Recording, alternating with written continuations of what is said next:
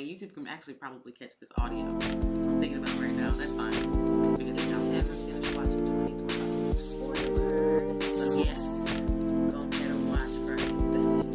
yes, if you have not watched the episode, do that. But I'm gonna go ahead and get us ready on YouTube, and we're just gonna go ahead and get this puppy going. Yes, episode 5, y'all. Episode 5.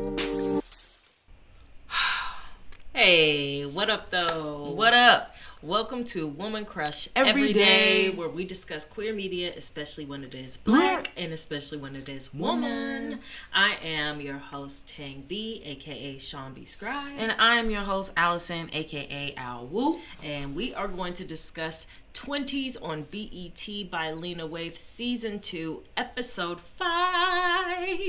If you just finished it, we about to talk about it. If you haven't finished it, we about to talk about it, so do what you need to do. Yeah.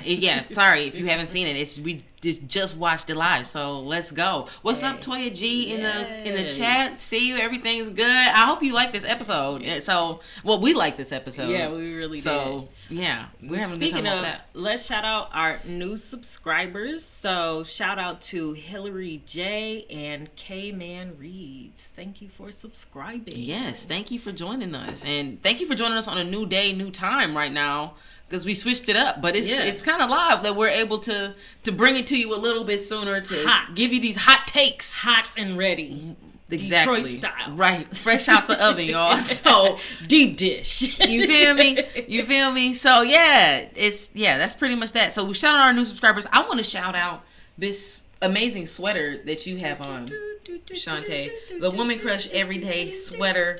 Hey, y'all, we're out here trying to keep this thing going and keep this train rolling. And we're doing so by, just trying to help support the channel, and we need your support, and we're hoping that you all will go to our website, check out all the goodies that we have there, cop a sweater, and just be part of the gang.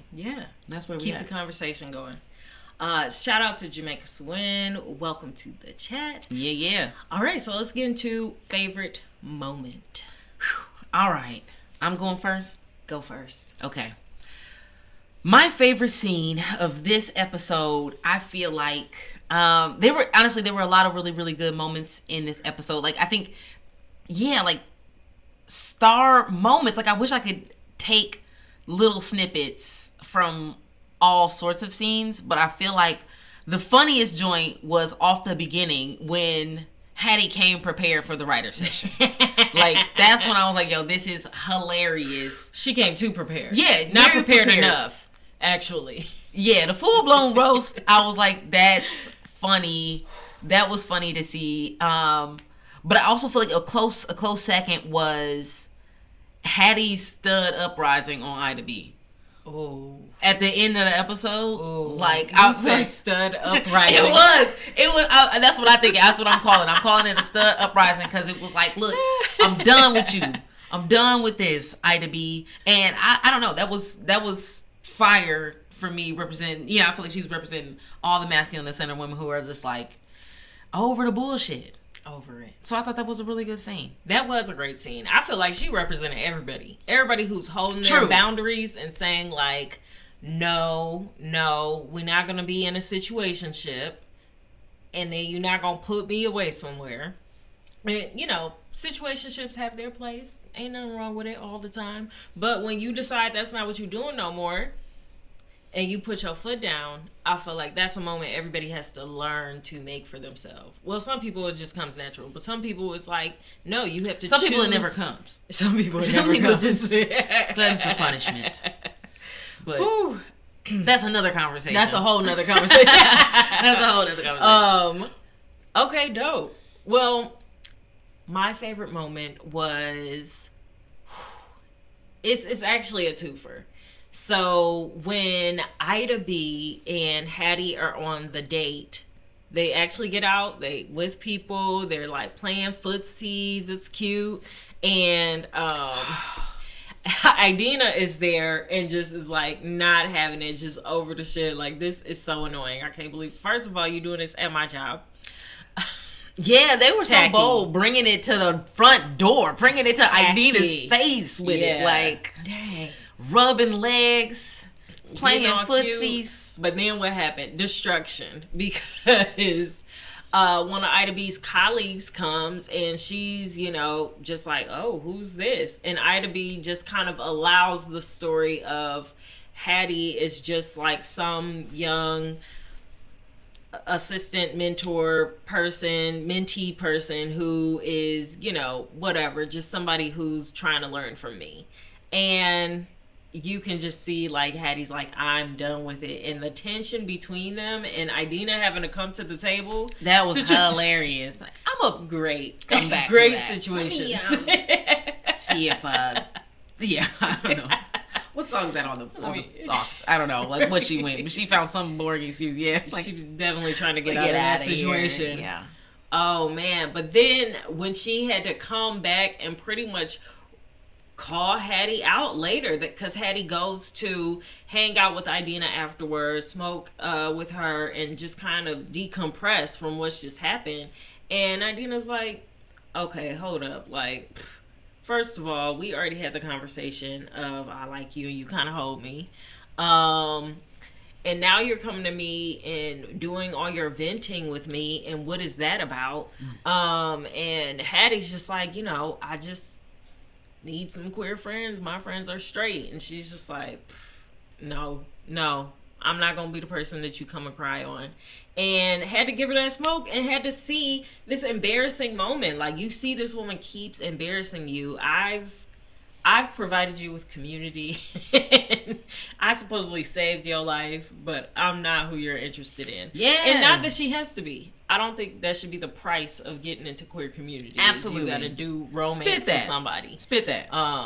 But it does suck because Hattie, she really needs more community because you can't do that to somebody who is crushing on you. That sucks. I don't know. Sometimes, like, I do believe in Hattie and Idina, as I said before, but I lightweight do feel like what is going to be Idina's breaking point? You know what I mean? Like, when is Idina gonna be like, I keep saving the day for you. I keep telling you how to be wise. It's like she can't. She's all the responsibility that I feel like she's putting on Hattie. She's not really applying to Hattie personally. Yeah, but I mean, Hattie called her out on her script because her script was pretty much like, why do you have this like person falling for?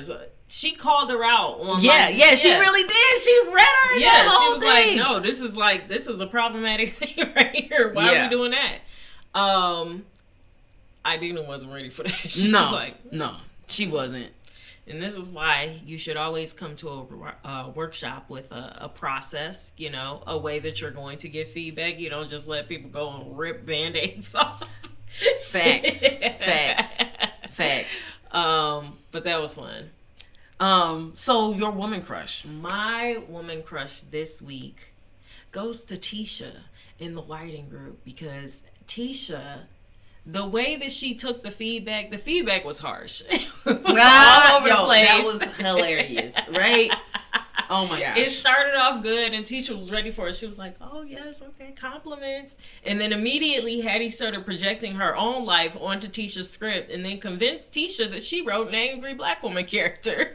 And Tisha she really was trying to take the feedback in. She was really trying to hold it together. She was like trying to consider what was being said. And I was like, hold it down, Tisha. That's funny. That's my woman crush this week. That's fair. That's fair. There's so many beautiful people in this whole entire season and episode and show and all this good stuff. But I'm still going to have to go ahead and give my woman crush to, drum roll. It doesn't need a drum roll, but drum roll. Idina again, because Idina in these glasses, Idina keeping it real, Idina being funny. Idina is just a real one through and through. So I think, I'm rocking with Idina. That's my woman crush again. So want to see more Idina. All right. So what can stay? What should go? All right. So what can stay? One of my favorite things of this whole of 20s as a theme and motif is the singing. Like the black joy of like finding a song or like everybody getting together and just Yeah, busting out in song. Like, so in this particular episode, you have Marie and Hattie singing CeCe Peniston at the diner, and I just thought, I love that. That's so wonderful. That can stay. Keep these moments. That's like Ben. He's always talking about, okay, I'm going to make this movie and it's just going to be all black joy. But it's like so many moments of joy in this show, and the characters still get to be complicated.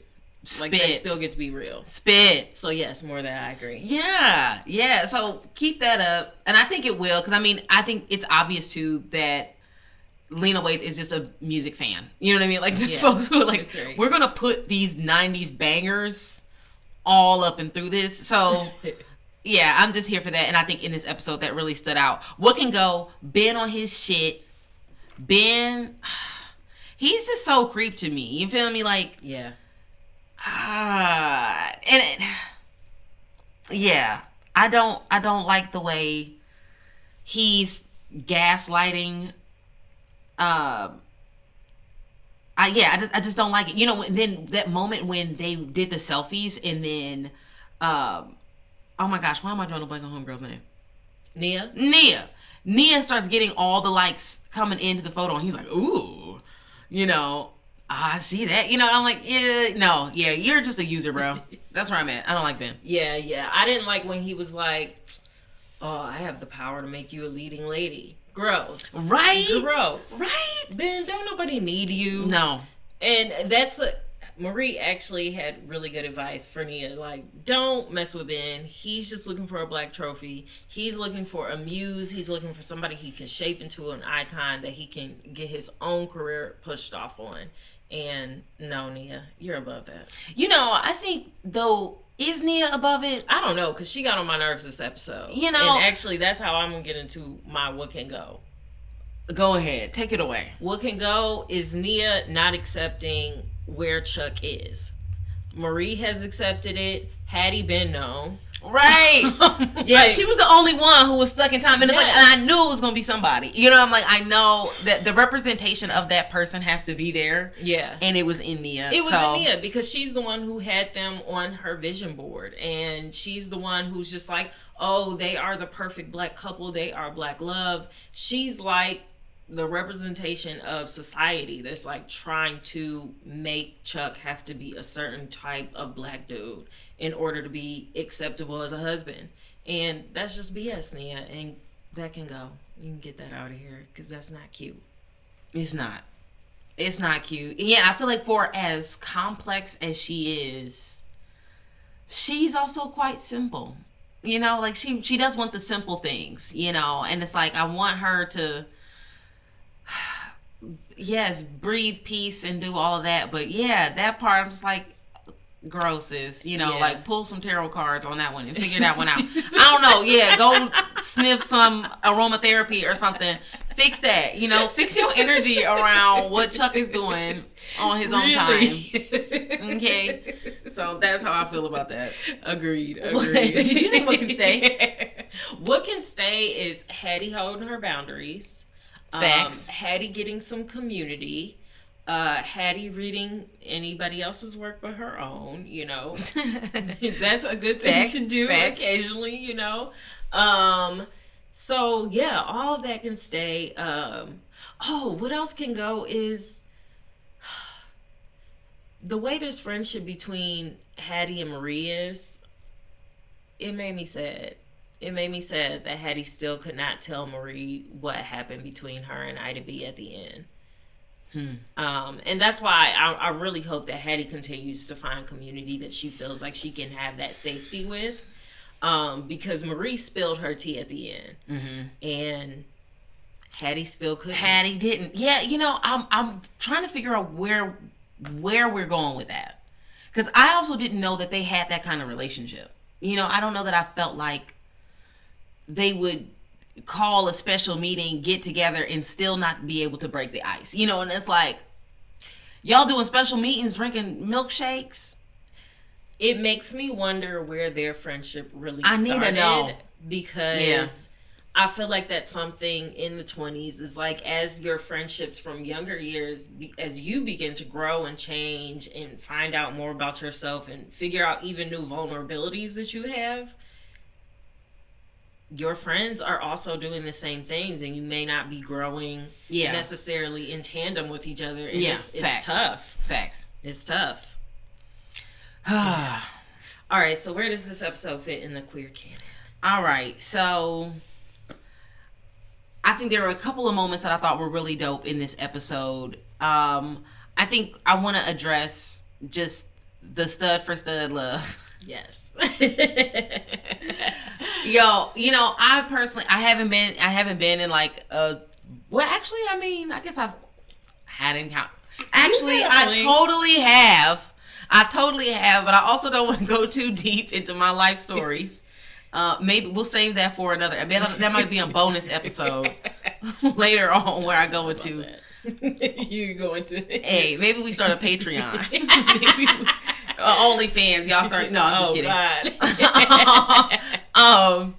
Well, yeah, no, I just think, to see this relationship between Idina and Hattie, and they're trusting each other. I think, seeing, even not even, if it doesn't have to be romantic. I think seeing the camaraderie of them, seeing their level of connection, I'm just like, hey, you feel me. I know you feel me. I know you understand. You know what I mean? Like, I enjoy seeing that relationship. So often I feel like when you do see a stud, like I feel like you might see a stud, either it'll be like a whole bunch of studs or like one stud and then a bunch of femmes, and but to have like, two studs, boom, this is the relationship. Yeah. This is the pairing. How does that work? What is that? And then to kind of throw in that sprinkle, I don't know, it's kind of like, it's just like a little essence of something on top to be like, could this be romantic? I don't know. So, where does it fit in the queer canon? It's just dope. It's just dope to see this pairing. Yeah. I think it is dope to see relationships that don't always fit into this normative binary of masculine and feminine. I think people need to just be. And when you can see people just being, I mean, Hattie ain't feeling it though. She's so far. Yeah, I don't think Hattie's gonna come around. And you know what? I think she has admiration for Idina right now. I think she has appreciation for her. I think she recognizes this is somebody who could be important in my life. This is somebody who can help me grow. Maybe that could turn romantic, and maybe that's healthy, maybe that's not. Right. I feel like if it turns romantic, they're probably not end all be all. Yeah. I don't know if the chemistry is there for that. Yeah, that's real. But I hope we gotta get there. Fun. Right, yeah, we gotta get there. We gotta have a little adventure. We gotta see, how we get there and how it explodes. You're not compatible with. Learn something. Exactly. That's what your 20s are for. Yeah. Fuck them up. Just, no. No, I love it.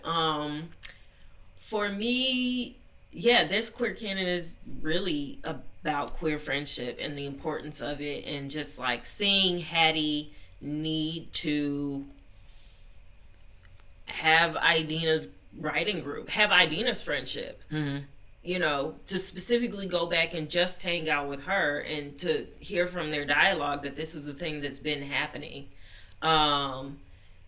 Just to show that importance, I think that's something that I feel like is known within queer community, that sometimes there's this loneliness when you don't have queer friendships. And it's not that those other friendships aren't quality, aren't loving, aren't relatable, but there's just, it's like if you don't have friendships with other Black people, it's like if you don't have friendships with other people who speak your same language, it's like, you just sometimes need that connection. So being able to see that difference between Hattie and Marie's friendship, and even Hattie and Nia's friendship, and Hattie and Idina's friendship, even though their friendship is like so much shorter, it's already so much deeper.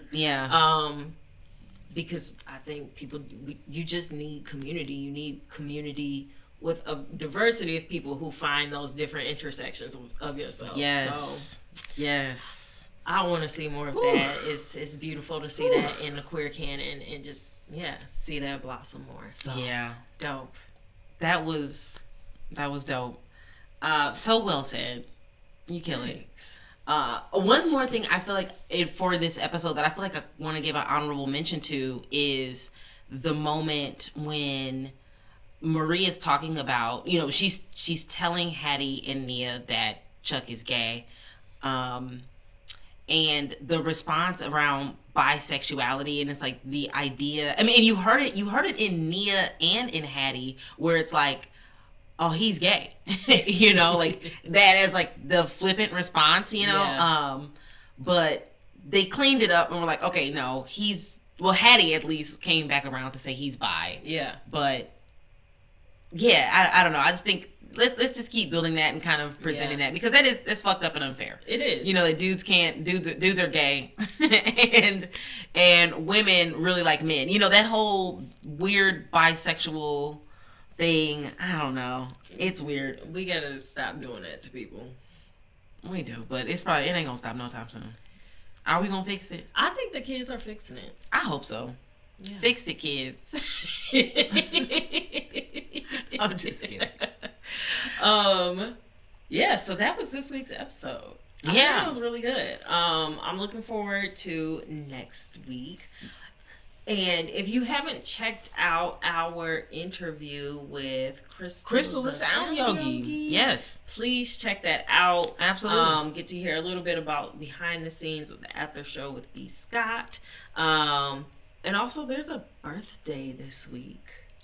What? It's Scorpio season, y'all. What? It's Scorpio season. Yeah, I did. I celebrated a birthday this week, and it was awesome. Like, what did we do? We went and checked out Set It Off, which was super duper fun. Yeah. Had some great meals, went around downtown, and just celebrated life. Hung out on a movie set. Yeah, we got people. It's crazy how many people are out here in the world getting it that I know, and it's dope that so many dots are like being connected to like right now. So that's pretty cool. It's beautiful things happening here. It is. Yeah, let's shout out Bread House. Absolutely. Thank you, Bread House, for hosting this space again and allowing us to bring this wonderful, beautiful content to you all. And hey, what's up, Siobhan? I see you up here in the chat. Hey. Shout out. Thank you for joining us. But yeah, shout out Bread House. Check out the new music that we have. Al Wu and King Call. We've got Highlights is out right now. Life is Short is out right now. 2 bangers. Make sure to add that to your playlist. But also, Christmas is coming up. We've got this joint out called Back for Christmas. Oh my gosh, it's great. Go ahead and add that to your Christmas playlist, because it's a banger. It is. It's some Christmas heat. So, that's that. Make sure you head to the website. Check out womancrusheveryday.car.co. We'll make sure to leave that information in the bio, and actually it's already in our Instagram bio, but we'll leave it on our Instagram description as well. And if you don't already follow, do all that fun stuff, you know what we're trying to do. But yeah, until next time, peace.